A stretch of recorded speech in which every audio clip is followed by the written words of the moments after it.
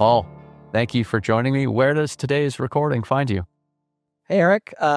Physically, it finds me in Tulsa, Oklahoma. Emotionally, I guess in a good and happy spot. Would you mind telling me about yourself, Paul?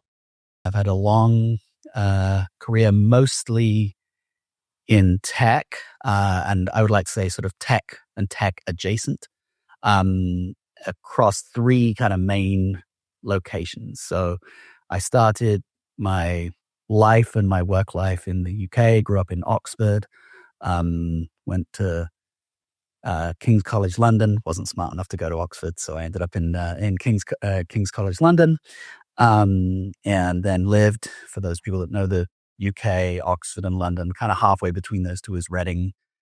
Lived in Reading for a good period of time. And the reason that I lived in Reading was because I had a company. My company was a training and consulting company. And I fully anticipated that my number one customer was going to be one of the largest companies based in Reading, which is Microsoft UK. And I like to say I was right about the company, but I was wrong about the country. So it turned out that my largest customer was Microsoft US, not Microsoft UK. So for a couple of years, every week or 2 weeks, I was on a plane going from London Heathrow to Seattle, Washington, there and back, there and back, there and back. And I don't know if there's officially a thing called chronic jet lag, but I had something like that. I appeared to have chronic jet lag. And at one point, after doing this again and again and again and again, I was like, I could just live in Seattle. I love Seattle. Why don't I just live there? And so obviously it's not that straightforward to go to pack up and move half across the world. So it took a little while. But around 2002, I moved to Seattle, kept that business with Microsoft US as my primary customer. And then around 2010, Microsoft decided to make me an offer I couldn't refuse, as it were, to go work for them directly, which I did for the best part of a decade. Then I got kind of the entrepreneurial itch in around 2020. There was something going on around 2020. I don't know if you remember, and it caused a lot of people to reevaluate things. Well, I was one of those people.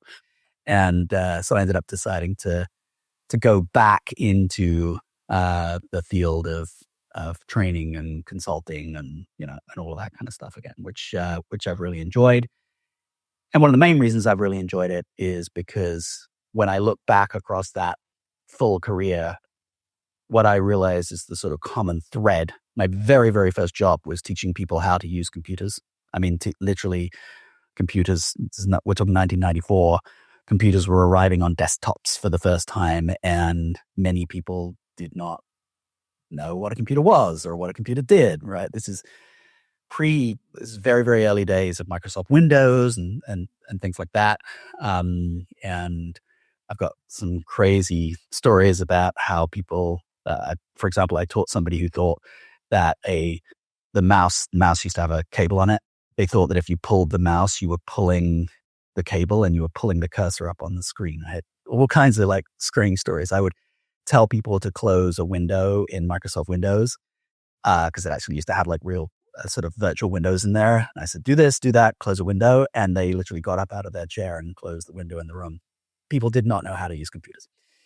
And so all the way from there, all the way since, I've realized where my passion really lies, which is the intersection of humans and technology. And so now I get the chance to focus exclusively on that intersection. And it's led me to enjoy my work today more than I think I ever have. Well, tell me that the person who was pulling the cursor up and down, and also this person who got up and closed the window, those people didn't work at Microsoft, did they? No. And this is well, there could well have been a few people who worked at Microsoft who thought that way then, but but I don't know. No, we were talking about people, many people for whom literally a computer was something that they had never actually seen, and when they walked in the room, that was the first time they'd seen a computer, and it was a fascinating time. I mean, we're talking that period of sort of like 93, 94. Most offices, if they had computers, the computers were not networked. So literally you'd be sitting at your computer and somebody in the room next door, there was no way of those computers talking to each other. A lot of my early work was sort of setting up some of those networks for people. For many people, the first time that they saw a computer was when they'd arrived on the desks on a Monday morning, or actually more accurately, the monitor, which most people confused for the actual computer, by the way. They thought the monitor was the computer.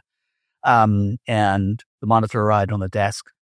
The big old tower unit was underneath their desks, and they didn't know what to do with it, but it was combined with really, really challenging discussions. So typically what might happen is you'd walk in, you'd see that, and then you'd be invited into your boss's office, and the boss might say to you, I got some good news and some bad news. The good news is you got this amazing new piece of technology.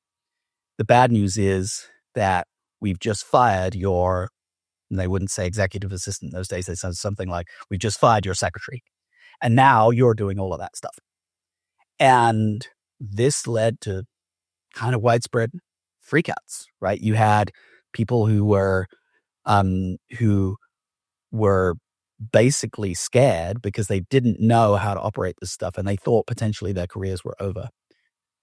Those first few months that I spent in the workforce teaching people how to use computers, almost every week in a classroom setting, I would have at least one person who was we used to call them criers, right? Oh, I just had my first crier. It was almost like in the emergency room, people talk about a bleeder, right? It was like, yeah, we just had our first crier. And it was not just frustration at not being able to use it. It was frustration wrapped into utter, unadulterated fear that they would never get it. And as a result of them never getting it, their careers were over. And so that's one of the reasons why this sort of interconnection between the human impact and the technology itself has always been the thing that has fascinated me the most.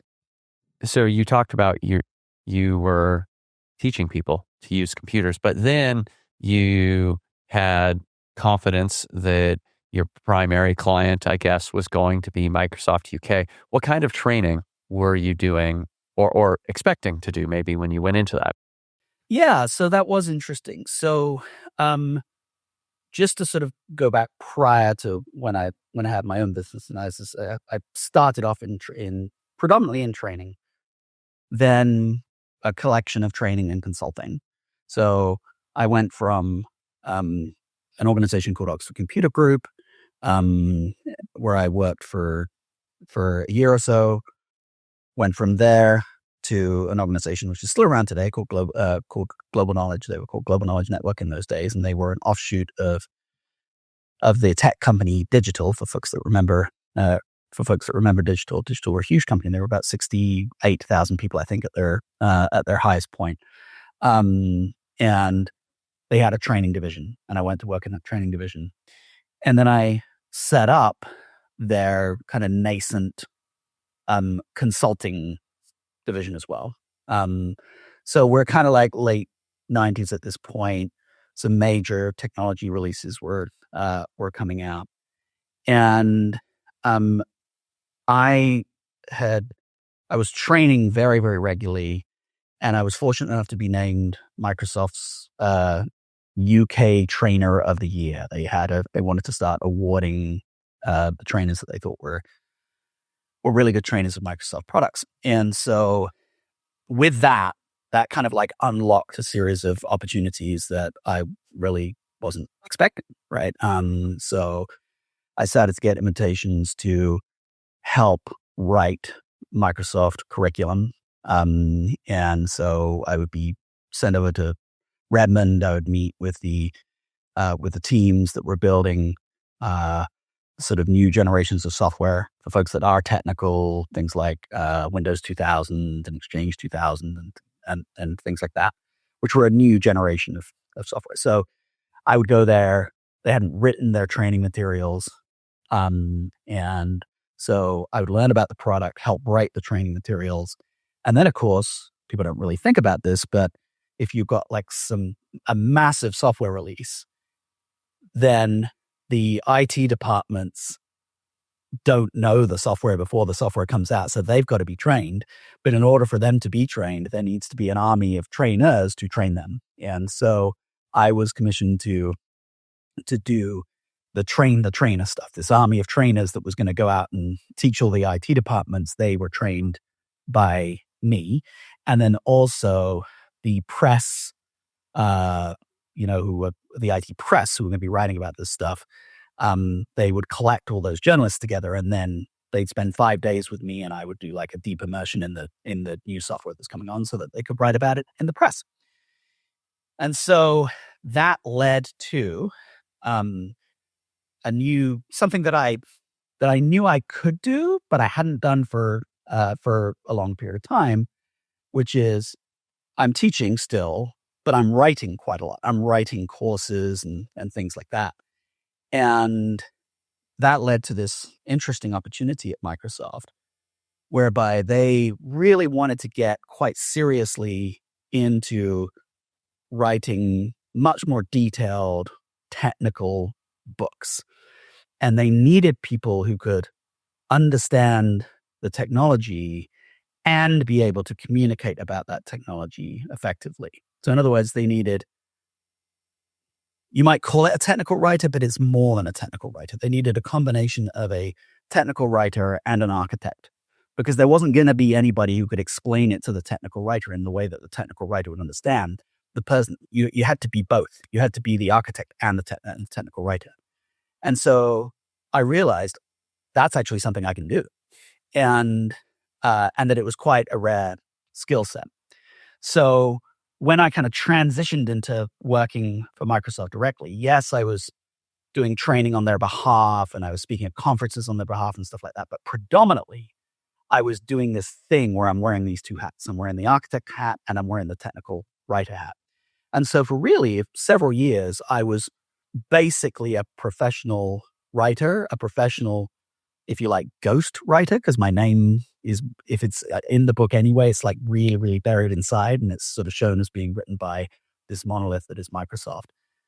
But over that time, I wrote probably 20 books. And it was kind of cool because I wasn't paid based on the number of copies sold of this book. I was paid basically to deliver a book in 3 months. And it was interesting. It was rewarding because I got to meet a whole bunch of people that were right at the cutting edge of technology and learn from them, like super, super, super smart people that I would have never had the opportunity to meet otherwise.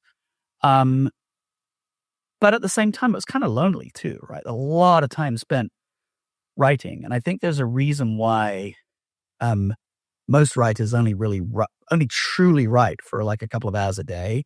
If you're writing for 8 to 10 or 12 hours a day, day after day after day after day, it can be pretty exhausting. I had this fantasy that because I was going to develop this amazing like writing aptitude, that I would use all those skills that I had built. And after I was done with my day job, then I'd write my book.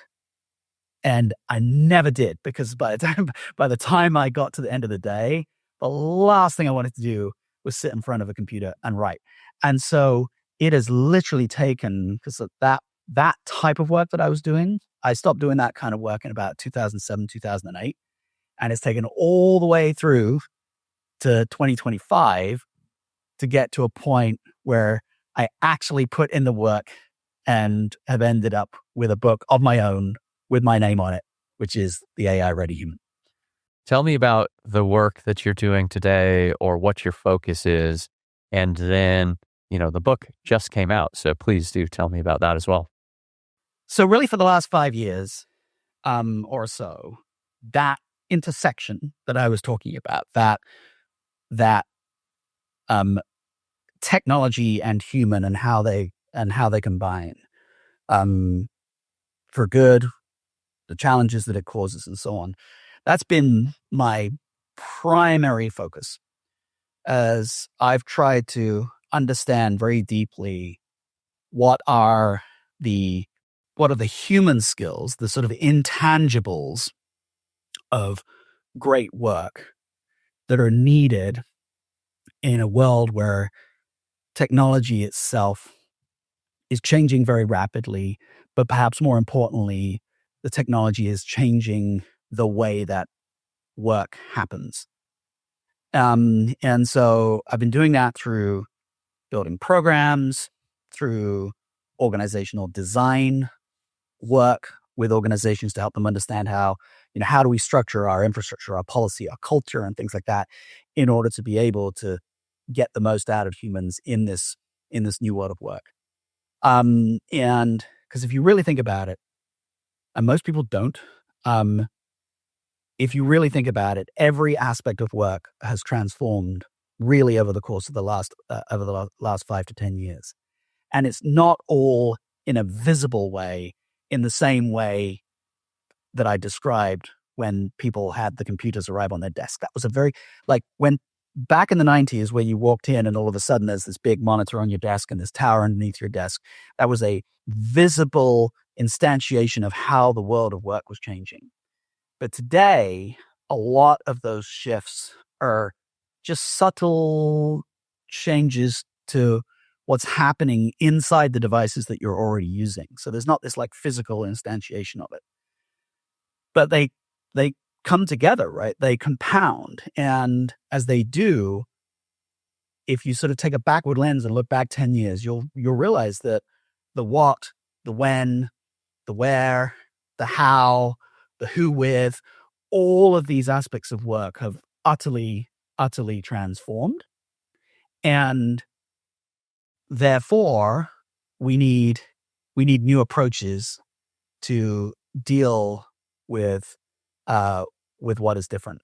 I like to say to people that, that quote that is misattributed to Einstein, the insanity is doing the same thing and expecting different results.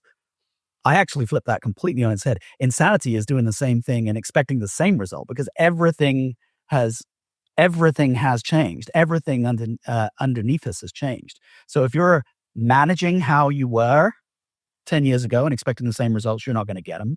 If you're approaching work in the same way that you were 10 years before, you're not going to get those same results. If you're collaborating with other people in the same way that you were 10 years ago, you're not going to get the same results, and so on and so on and so on and so on. So that's been my focus.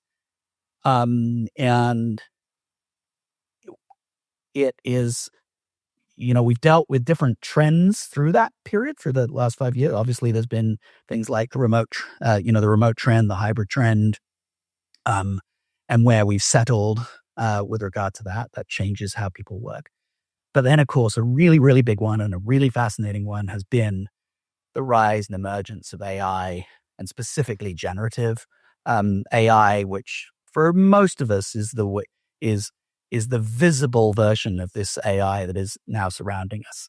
And so when I saw that shift happen about a year and a half ago, I was delivering maybe a year ago, something like that. I was doing a presentation on the workforce transformation that was needed in the light of AI.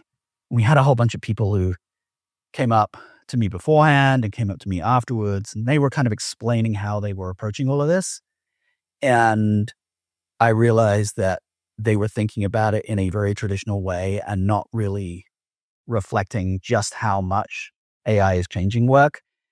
And then that night, I wrote down the words, the AI ready human, and really started to think about what I needed to write in order to be able to deal with it specifically. Because I think that there's a whole bunch of different changes that are happening. I think in this case, we've got a relatively good sense as to what it is from a technology perspective. We have a very poor sense, most of us do have a very poor sense as to the nature of the work transformation. And that's the piece that really interests me. So the title, The AI Ready Human, given what you're saying, it sounds to me like the title might sound like it's about me as the human, but given what you're saying, it sounds like you're also concerned with the nature of the workforce or the culture or kind of the expectations that we set up about how we're all working together. I think to a certain extent, it's all interconnected. The real focus of the book is centered around what I want people to do is I want people to go beyond an abstract, "Oh, this is interesting," or "Oh, this seems profound," or even "Oh, this can make me much more productive," and into truly looking deeply within themselves as to, I know that we are at the start of something that has already radically transformed work. Generative AI is the fastest adopted technology in the history of technology, right? Within 9 months of the launch of ChatGPT 3.5, we more than half of office workers in the US have tried it. There's no other technology in the history of technology that even approaches that. Like 4 or 5 years was the massively fast adoption of technology.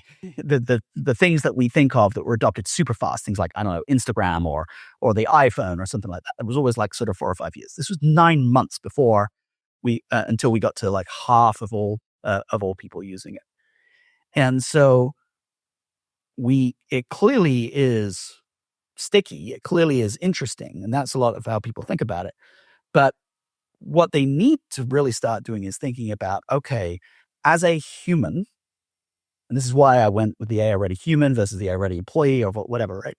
Is as a human, what does the new me look like that will thrive in a world that this AI transforms? And so we focus it in on the human because we're really focusing in on the human capabilities.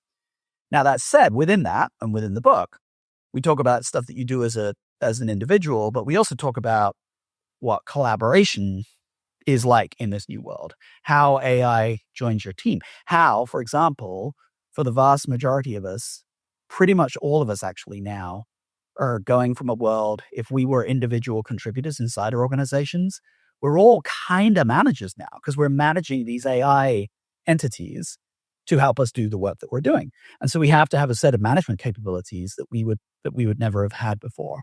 And then by contrast, or not even by contrast, but as a sort of consequence of that, what that means is that as we develop a collection of AI-ready humans inside an organization, that translates to having an AI-ready organization.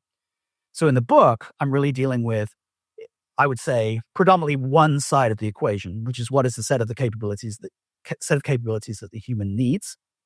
In my broader work, in my consulting, and sometimes in my speaking as well, I talk about the other side of that equation, which is what's the infrastructure, what's the policy, what's the culture in order to allow that to truly, in order to allow the capabilities of those individuals translate into an AI-ready organization. Is there a target audience for your book? I wrote about this the other day. I think I said, if you use technology and you have a pulse and you're human. Oh no, I said if you work and you're human, then you're probably our audience. I realized I had to put in the "and you're human" because I don't know, dogs work, right? So a working dog is not going to get a lot out of this book. But if you work and you're human, you're more or less our audience. That said, and we're really, really early days. I mean, the book only launched a couple of weeks ago, but I have already had some situations where leaders inside organizations have purchased it, read it, and then bought it for everybody in their organization. And so they're kind of using it as a means of getting the change and the transformation they want in their workforce. But I would say it is predominantly written for the individual, but that individual could be an entry-level employee or a CEO, because the patterns are actually the same regardless of where you sit inside an organization. What do you want a reader to take away or get from the book? I have a goal. And to be honest, it's probably shooting for the moon. I structured the book in a very, very specific way. So I mentioned it's called The AI Ready Human, but the subtitle is Your 90-Day Program to Stay Relevant as Technology Transforms Work. I have my own podcast, Humanity Working, and we feature a lot of authors on that podcast, and they're my favorite episodes by a mile. And I learn so much from them. But at the same time, there are very few of those books where I know that coming out of it, I've done something different and I'm actually practically doing something different. I'm interested in behavior change. So I'm interested in the idea that you will start reading this book and you'll be behaving in a particular way, and you'll come out of reading this book and you'll be behaving in a different way. And so a lot of my background is in microlearning and experiential learning and all of that kind of stuff, which is really the most it's kind of like how Simply Piano works or Duolingo works or things like that, right? Where you actually want a tangible result. And so I've taken a lot of those principles and put it into how I do this and into how I structure the book. So this book doesn't have like the 12 traditional chapters that you would normally have in like a business book. It's got 90 individual days, and each day has got a concept. And actually, in the physical book, I know that your physical copy has just arrived. In the physical book, you've got the concept on the left hand side of the page, and you've got a practice associated with the concept on the right hand side of the page. Quick aside: never try to write a book like that. It's the hardest thing in the world, because you're dealing with, like, the way you normally write is you have an idea, you have a concept, and you're trying to or you're taking it to its obvious conclusion. I had the restriction of a physical page on a 6x9 book 90 individual times. It was like trying to write 90 poems or something. It was painful. But hopefully the result for the reader is helpful. I'm sure that these are positive constraints, like working with a fixed focus or fixed focal length lens on a camera. You have to get really creative, even though when you first start using it, you feel like, I can't do anything with this. I'm sure that you got very creative. Oh yeah. It was fine. It just like, the problem was it took probably twice as long to get it to where it needed to be than it took me to actually write the thing in the first place. But hopefully, as people will read it, they'll sense the idea that, like, man, every word there is chosen. So it was, so it's really difficult. And by the way, people ask me all the time, did AI help you write it? I was like, you try writing something like that using AI to actually write it, and it's basically impossible. Today. Probably won't be in a year's time, but today it is. Anything that is complicated in terms of, keeping track, not just of individual words and sentences, but then paragraphs, and now multiple paragraphs. And now I need to think about, well, what did I do in a prior chapter sort of thinking? My experience with generative AI is that there's something special about the human brain, that we do some of those things fairly well, and generative AI right now does not. Well, and it's particularly hard for the type of thing that I was trying to do, because really I have two overarching constraints. You talked about constraints. I have two overarching constraints that I have to live within. So first off, over these 90 days, like day 73 might be building on day 15 and day 21, right? And we're using elements of spaced repetition and various other things to help ensure that as you're going through this thing, everything is building on what has gone before. But then secondly, I have this concept of I wanted to isolate, as I mentioned, the human capabilities that you needed in order to be able to thrive in this new world. So you're sort of like you're going from somebody who was surviving with AI and using it to be more productive to what I sometimes call as being the conductor of the AI orchestra. It's like you've got all these various different AI things. You are very much in control. You're conducting it to, yes, work efficiently, but also to do better work, to make sure that the product you're producing, the value that you're creating is greater than it would be otherwise. And so we built out a set of 7 human capabilities. We call them the Magnificent Seven. And so I had to ensure when I was writing the book that each of these capabilities also builds on the prior ones. And so, as you can imagine, you're not just talking about a challenge which is big enough in its own right, which is the amount of information that has to be pulled in, but also the retaining those two sort of mental models at the same time. And the book, which is a shade over 200 pages, once I started my first draft, or I'd completed my first draft and collected together everything I'd written on these topics previously, it was over 10 times that length. It was over 500,000 words that I had to distill down into this, and then go across those 90 days and across these 7 layers. So it's, as I say, I'm sure we will get there in the future, but right now, that concept of like doing something that a human can do, which is basically maintain these sort of larger structures and think about the human journey that the reader is going through and make sure that it all makes logical sense, is something that is well beyond generative AI capabilities today. And it's encouraging. It's encouraging that it is. When I started, I really wanted to see what it could do.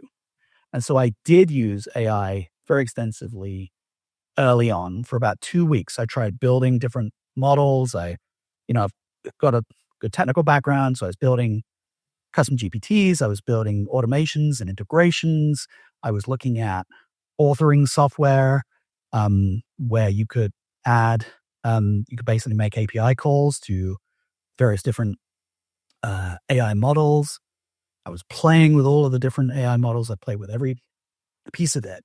And the main reason I didn't think it was going to work, but the main reason that I wanted to do it was because for me, that would allow me to understand truly what the limitations are so that I could write about them convincingly. It was like my big experiment to determine what to do. But after 2 weeks of doing that, I ran headfirst into all of the challenges that we're talking about. So yeah, it was just it was a fascinating early experience as I was trying to put all this together. What are the Magnificent Seven? First off, just briefly, kind of like here's how they came about. So as I mentioned, I'm most interested in the set of human capabilities that we need to thrive in a world that is being transformed by technology. And in plain language, people would often refer to those capabilities using terms like soft skills. Some people use the term durable skills. Some people use essential skills. But there's a series of different terms that are used for it. And through my work over the last 5 to 10 years, I've looked at a lot of what are referred to as, soft skills ontologies. So people have done quite a bit of work in a whole bunch of different fields to say, okay, what are all of the soft skills that are needed in the workplace? What is more important? What is most important? What is less important going forward, and things like that. And the challenge with them is that all of these soft skills ontologies are different to each other, despite the fact that they're describing the same space. And then also, in many cases, they're just almost like a pick and mix, like choose your own, let's say communication skills, and then you break down communication skills into 3 or 4 or 5 other things, and conflict resolution, and then you break that down into 3 or 4 or 5 different things. And so what you end up is just basically a mess that is collected together that people just refer to as soft skills, and then a bunch of hand waving inside organizations when people start talking about how they're really important and we should develop them, but we don't really know how to measure them. We don't even know how to say reliably what they are.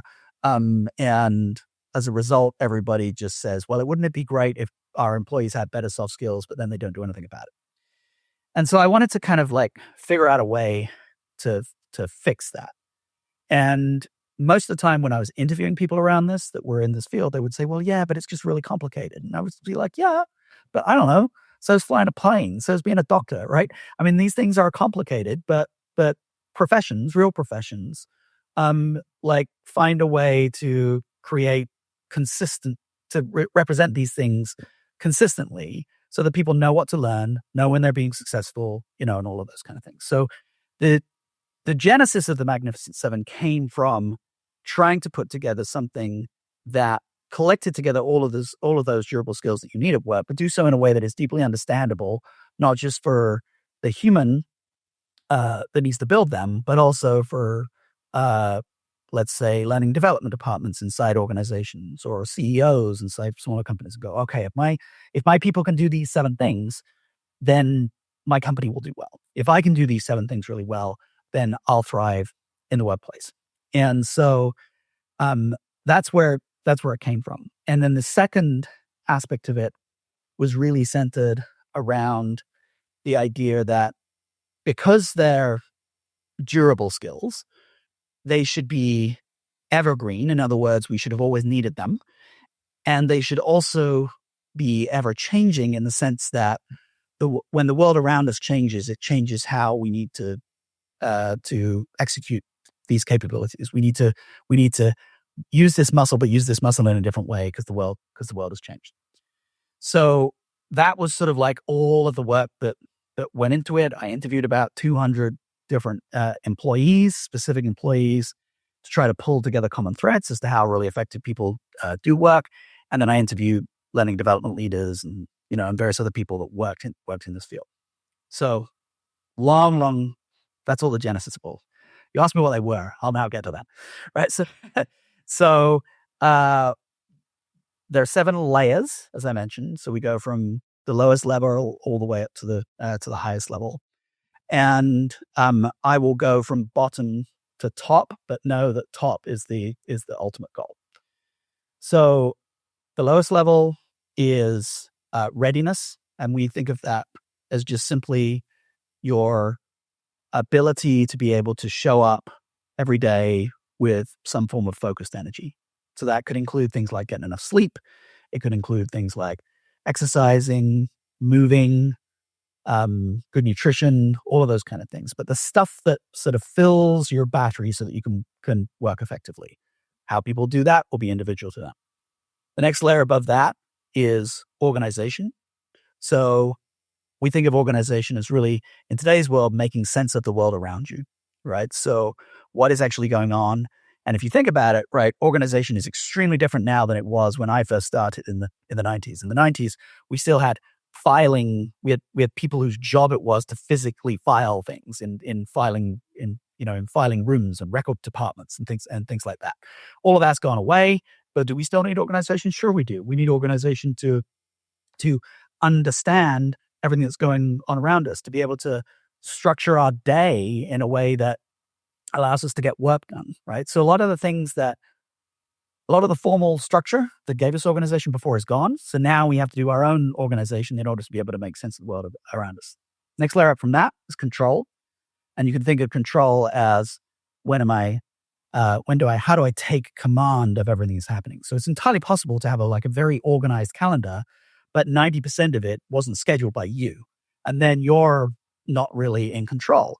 It's entirely possible to have your desk beautifully organized, but being interrupted every 5 minutes by a notification on your phone or on your watch that is distracting you and pulling you away from it. In those cases, you're losing control. Right? So that's control. And above that, we have balance. And so balance is not the old school work-life balance. It is really the energy that I was talking about before, how you're distributing your energy across the different parts of your world, right? With your, what part of your energy is going to to let's say your family and your friends, what part of it is going to the work, what part of it is going to personal growth and socializing and things like that. And that is harder than it's ever been because all of the boundaries between those different things have gone away. On top of that, I have motivation. And so motivation, I think of as the ability to be able to continue going through the natural ebbs and flows of work. So you're going to have times a day where you appear to be more motivated and when you're less motivated. You're going to have times of the week, times of the month, and so on, where your motivation is going to naturally ebb and flow. How do you set yourself up to make sure that you have in aggregate, over the course of the days and the weeks and the months and so on, that you're able to continue going despite those natural ebbs and flows. On top of that, I have resilience, which if motivation is that sort of short-term thing, you can think of resilience as being the super long-term thing. All of our lives have significant setbacks and challenges, and change can be extraordinarily challenging. And through AI, we're creating enormous amounts of change, just as before we were creating enormous amounts of change when we all left the office for a period of time. But it's how you go about managing that. I call it coping emotionally and intellectually with change. And then on top of that, the sort of North Star, the seventh one, is adaptability. And the reason that I have adaptability right at the very top is because it is the number one capability that people will need to thrive when work is entirely different tomorrow than it is today. Right? I need to continuously and constantly adapt. I need to be built for change. I need to be built for change as a human being. And so those are the seven. Hopefully you can see that they kind of do logically build upon each other. If you are missing in a lower level, you're going to miss on the high level because you haven't built that foundation at the lower levels. And so through the AI Ready Human, I look to help people build that set of capabilities all the way from the bottom to top in a way that's very easy for them to understand and very practical, but in a situation where, or doing so in such a way where it's explicitly targeted to this new world of work defined by AI. And so that's the ever-changing part that goes alongside the fact that we've always needed these capabilities, the evergreen part. Tell me what you think about this. It seems to me that while I think I understood you, or I think I recall you saying that these are evergreen, that in 1990 or 1950 or at some point in the past, while these things would have been valuable, that in a higher percentage of circumstances in the past, could I have gotten along without exhibiting all of these behaviors, or maybe exhibiting none of them? Whereas today, I think that, again, while you said that you wanted these things, or you believe that these things are evergreen, that with things like generative AI, that the work that is really valuable today actually kind of requires this. And I can't get by. It's harder to get by without exhibiting these behaviors than it was 20 or 50 years ago. Let's talk about the human, and then let's talk about the work that the humans do. So let's go back to the 1950s, right? if I was a completely disorganized, well, pick organization because it's a nice, easy one for people to get their heads around, right? So if I was a completely disorganized human in the 1950s, that might translate to the fact that I'm not writing down in my physical diary that I'm supposed to be having, I don't know, I'm British, I'll say tea, having tea with my uncle next Thursday. And so I missed the train and I don't get there. And my uncle's waiting for me at the station because there's no phone that he has on him. And so he misses me and then he's mad at me. Right. So that's a sort of like, that's what we mean when we say evergreen, in the sense that there are consequences for not exhibiting these behaviors, and those consequences change, but there have always been consequences for not exhibiting these behaviors. But, and this is a very important part of it. Number one, the level of sophistication you needed in terms of exhibiting these behaviors was much lower, right? Because you didn't have the 75 different ways in which somebody could contact you. I'm sure you, just as I have, like been in situations where you've missed something, you've missed an appointment, and it's because it went into the wrong email, and the email went into the wrong calendar, and it went into the, it fell in the wrong virtual hole, right? And so your organizing system didn't have enough sophistication to deal with the fact that you've got all these different ways of inbound information coming. And then, of course, the second piece of it was that, and all depends on how far you want to go back. In my next book, I've got a thing where we kind of talk about all of these things through all the way back to like the 1700s and 1600s and 1700s, and show how it's changed as we've gone through these different eras of work. But let's go back to that same period, that sort of 1950s, 1960s. Work was very structured then, right? So when you went to work was predefined. Where you went to work was predefined. Even during the course of the day, you'd have your break at 10:30 in the morning and 2:30 in the afternoon, and the lunch break at 1 o'clock, and so on. And so the structure made all of these decisions for you. And so there was no cognitive tax associated with trying to make all of this stuff work. And so, to your point, right, you could have a very rudimentary application of these things until relatively recently. Now you need a highly sophisticated application of these things. And most people don't have it because they haven't been taught it. And they kind of make it up as they go along and hopefully build up some of these capabilities. And so that's really part of what I wanted to achieve. I wanted people to start thinking about things that they'd never really thought about before because they just sort of organically built them and got away with what they did. It's kind of interesting. It's kind of like if you were to look at an Olympic runner, and what running looks very simple. Running is if it's a distance runner, they might look a little different to a sprinter, but you look at a pattern and you can recognize that is running. Well, I got to tell you, when I go out for a jog later today, I'm not going to look like an Olympic athlete. Right? I'm doing a thing that is sort of like theoretically running, demonstrably running, but if you took a video of me doing it, it wouldn't really look like those people. Those people do that well. Why do they do it well? Because they practiced it. They figured out that this thing called running that seems really simple can be done in a particular way, and if it's done really well, you get faster. This is sort of, my goal is that this is sort of the equivalent of that. All those things that you sort of do, you don't really think about, now you start thinking about them and you start doing them better.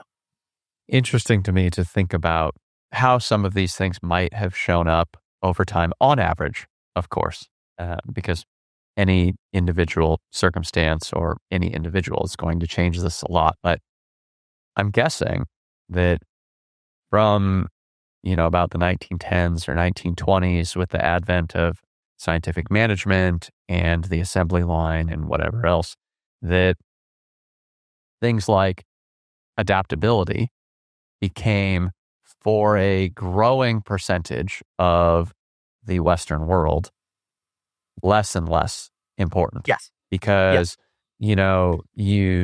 just the rate of change sort of stuff. Like when you got that first computer on your desk, well, the next computer on your desk was more than likely not as substantial of a change as just getting the computer in the first place. I feel like you sort of said that earlier. But then before the advent of scientific management, maybe even we can go back further and talk about industrialization. I suspect that things like adaptability were quite prized, and not that they weren't prized in 1950 or whatever, but I think, if you think about the thing that's coming to me at the moment is Huckleberry Finn or The Adventures of Tom Sawyer or whatever, where he has to, what is the story? He has to paint the fence white and he tricks all of his friends into doing it. Like they think that that's a Yeah. treat. Well, that was real creativity, and you had to Yes. get a job done, and you had to figure out how to, at some point in the past, this mythical past that I am putting together here, you had to be creative in order to, had to be adaptable in order to come up with something that you could sell to someone else. Because at least in the United States, before about the 30s or so, you Yep. didn't have a social security system. You didn't really have much of a social safety net, not at the federal level. And so you had to be resilient to setbacks, for Yep. example. And so, I wanted to, I guess, more so state this, but put it out there for a point of conversation, discussion as well. But state it because as you were talking, I was realizing, oh, wait a minute, I kind of set my starting point at about 100 years ago. But before that, the time existed and things were different, and they've changed throughout time. Oh, yeah. And actually, if you do go back to that, to those early periods, though, there were a few things that were really, really interesting about them. So number one was, yes, you needed creativity. There was a time where solving, like individual and group problem solving, was a really, really, really, really big deal. And obviously in agriculture, for example, would be a great example of that, right? You've got let's say you keep sheep, and then there's a disease outbreak with your sheep, right? You've got to survive, so you've got to figure out ways to be able to deal with this, and you're going to rely on your knowledge, the knowledge that's sort of passed down through the generations, the knowledge of the people that are around you, and you're going to be able to figure out, hopefully. In some cases, obviously, people did not, but you're going to hopefully figure out how to adapt and how to adjust. And so it applies to the skilled trades. It applies to more unskilled labor and so on. And yes, you're exactly right. So you have the birth of the Industrial Revolution. You have machines enter the picture, and the machines are starting to take things that were done in a not defined way and defining them. And we had to figure out how the humans would work around them. And most of the time, particularly in those early days, the humans were they thrived in the gaps, right? They were the parties that were doing all of the stuff that you couldn't automate, that you couldn't like do. You needed somebody who was creative and innovative to be able to act in between these highly standardized mechanized things.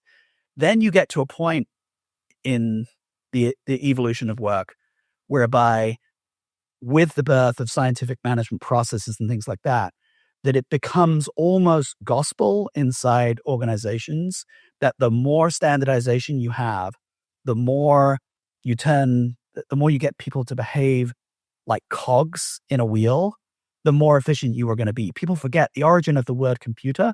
Computer used to be a role that a human being held. If you look at pictures from Library of Congress from the 1920s, you will see a room of computers, and it's a room of people, women mostly.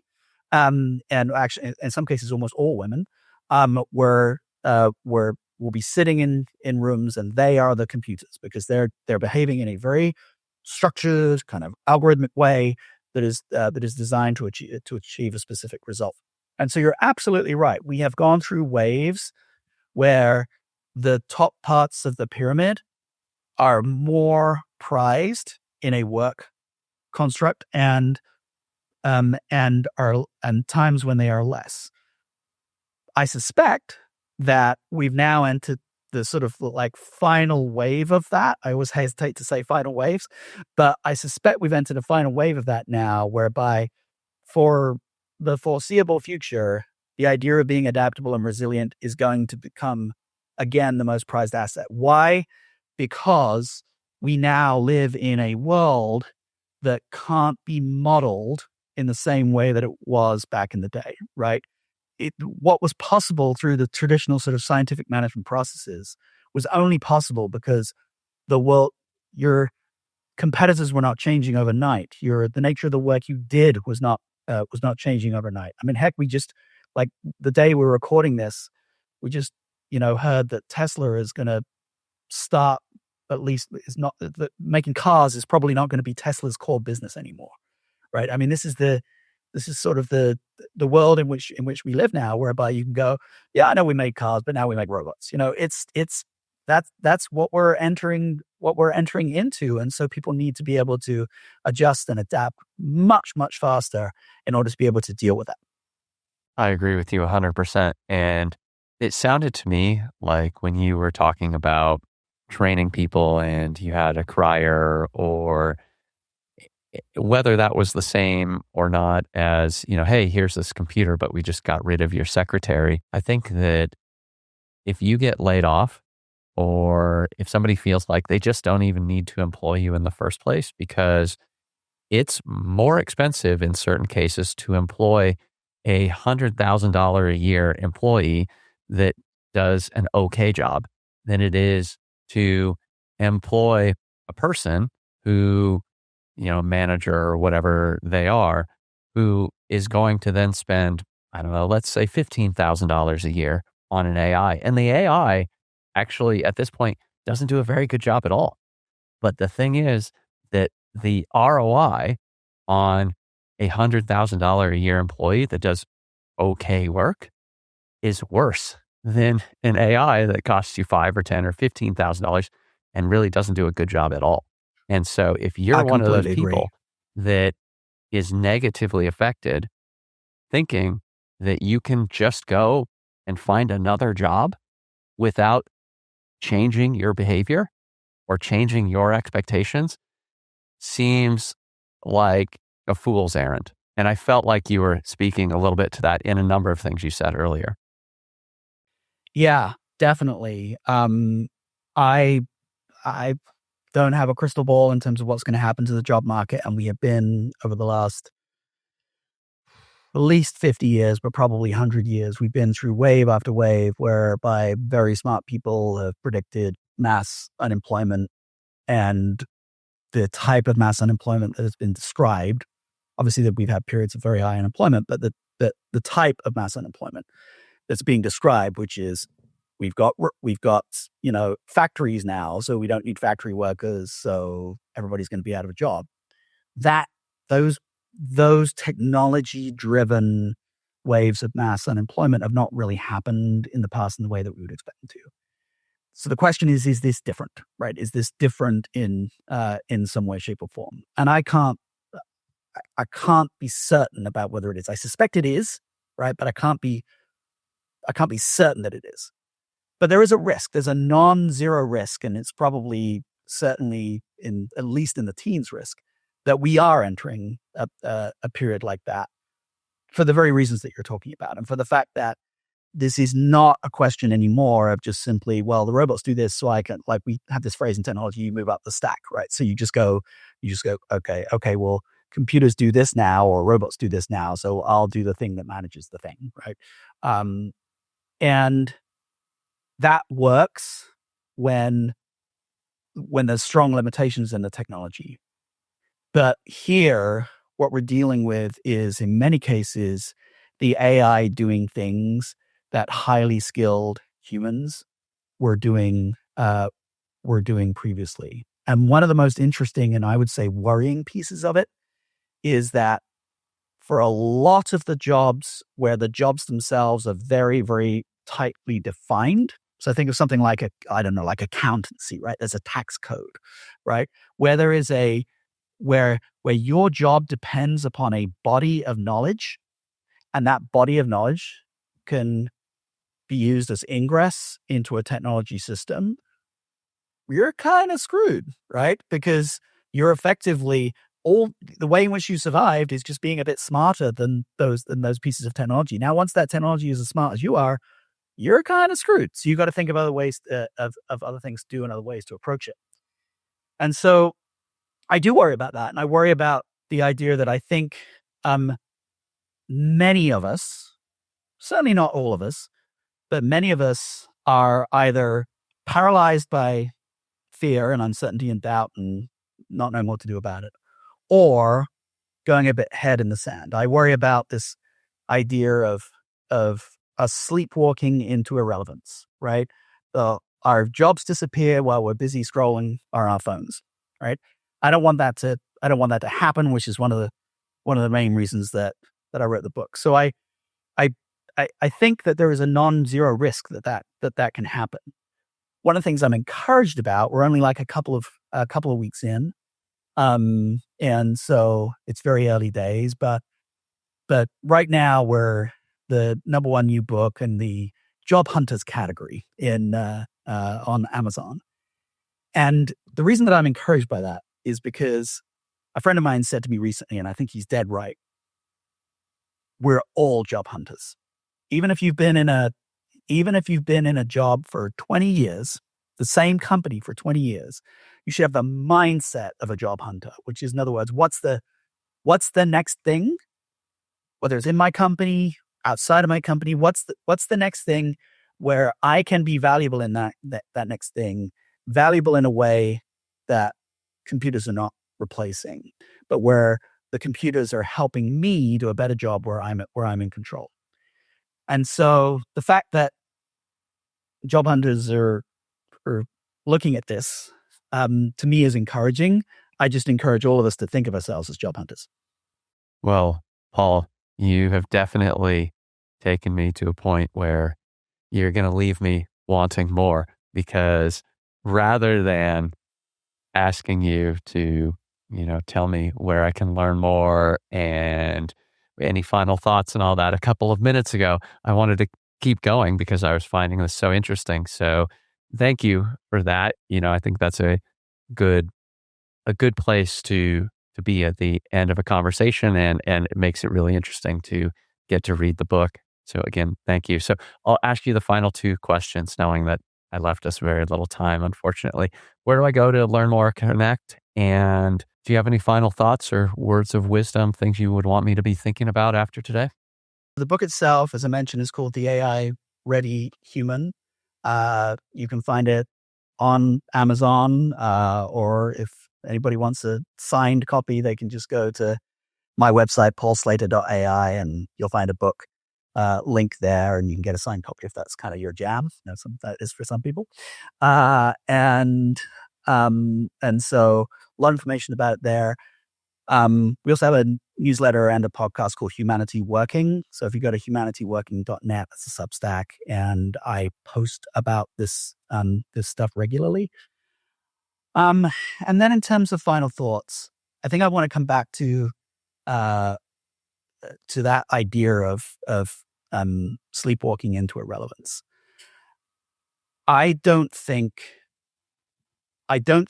that as humans we have that much time to continue to behave in the way that we have been behaving at work. And I'm not making a comment about being lazy or busy or any of that kind of stuff. The point that I'm making is that what got us, all of us, whether we're a CEO of a company to an entry-level person, what got us to where we are today, by definition, will not get us to where we need to be, because where we need to be is so different. Most people spend less than 2% of their time working on the types of skills that we've been outlining. Less than 2%. If as an individual, you are focused like a laser on building your adaptability by building these underlying capabilities and start getting really serious and focused about doing that versus just sort of let it happen by osmosis through the world of work, you will be incredibly well positioned to deal with whatever is coming next. And it's really the only way to do it, because if anybody tells you that they know what's coming next, they're lying, because nobody knows really what's coming next. So that adaptability trait is the trait. It is the thing you have to get. So I just urge people to get really, really, really serious about that human capability of adaptability. Don't assume that you have it just because somebody told you a couple of years ago you did, right? Work on it, train on it, like the Olympic athletes train every day on figuring out how to run. Work on your adaptability in that same way. And if you do, you're going to be okay. If you don't, there might be challenges there. And it sounds like we might find a 90-day program in your book. So hopefully that's a place that people can go to work on it. Well, Paul, I appreciate you being here. I've really enjoyed the conversation, and I hope that the launch of the book has gone well and continues to go well. So thank you again. So far, so good. And thank you so much for having me on.